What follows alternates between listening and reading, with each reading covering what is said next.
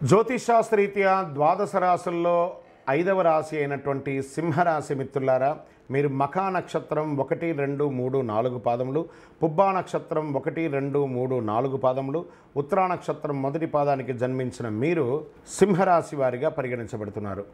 July నెలలో మీకు శుభాశుభ ఫలితాలు ఎలా ఉన్నాయి అని చెప్తే, అత్యంత పవిత్రమైనటువంటి గ్రహం బృహస్పతి 10వ ఇంట్లో ఉన్నారు.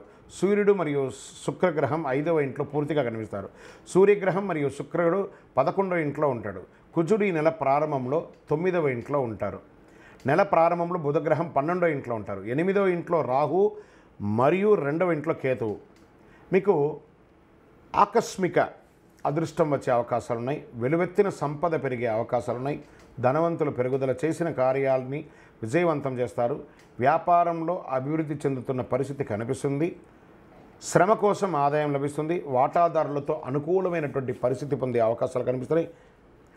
కానీ ఇక్కడ మిశ్రమంగా ఏముందంటే, మరుక్షణం సమస్యను ఎదుర్కొనే అవకాశాలు ఉన్నాయి. మీకు ఈ నెల మిశ్రమ ఫలితం. షార్ట్కట్లను ఎంచుకోకుండా ఉండాలి. ప్రత్యేకించి డబ్బు సంపాదించడంలో తప్పుద్రోవ పట్టకండి. ఎవరైనా చెప్పినట్లు పెట్టుబడి పెడితే అది నష్టానికి కలిగే అవకాశాలు బాగున్నాయి. ఉద్యోగస్తులకి ఆఫీసులో ఎక్కువ పని చేయడం వల్ల మనసులో అలసట, కొంచెం స్ట్రెస్ ఫీల్ అవుతుంటారు. ఉన్నతాధికారులతో కలిసిపోవడం మంచిది. వారి దగ్గర నుంచి మాట పట్టింపులు ఉన్నాయి.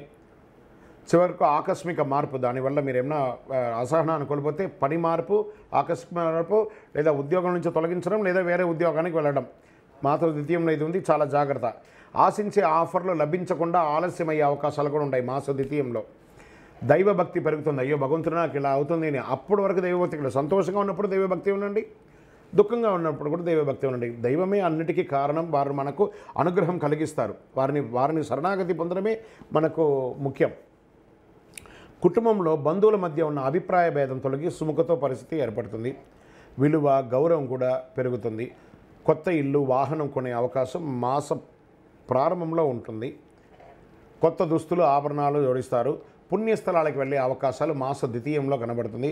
ఆరోగ్యానికి శ్రద్ధ అవసరం. వెంటనే సరి అయిపోతుంది కదా అని చెప్పి నెగ్లెక్ట్ చేయకండి. కరెక్ట్గా ప్రాపర్గా ఒక మంచి మాస్టర్ చెకప్ చేసుకొని తీసుకోండి.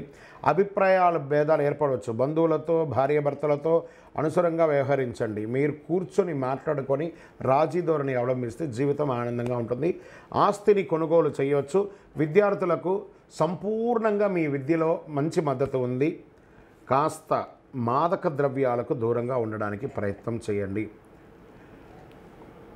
వ్యాపారం చేసే, ఉద్యోగం చేసే స్త్రీలకి ఇది ఒక మంచి అవకాశం కూడా చెప్పచ్చు. కార్యాలయాలలో మీకు మంచి పదోన్నతి కూడా వచ్చే అవకాశాలు ఉన్నాయి. షేర్ మార్కెట్ మిశ్రమం అండి. వ్యవసాయదారులకి మెట్ట పొలాలు వేసే అవకాశాలు చాలా బాగుంది. మీడియా రంగం వారికి కూడా కాస్త మిశ్రమం. ఐటీ రంగం వారికి బాగా స్ట్రెస్, విపరీతమైన స్ట్రెస్ ఉంటుంది.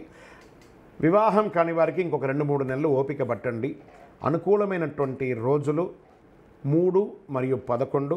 చంద్రాష్టమమైనటువంటి రోజులు జూలై 25/7/2024 10:45 ఉదయం నుండి 27/7/2024 12:59 వరకు చంద్రాష్టమం ఉంటుంది.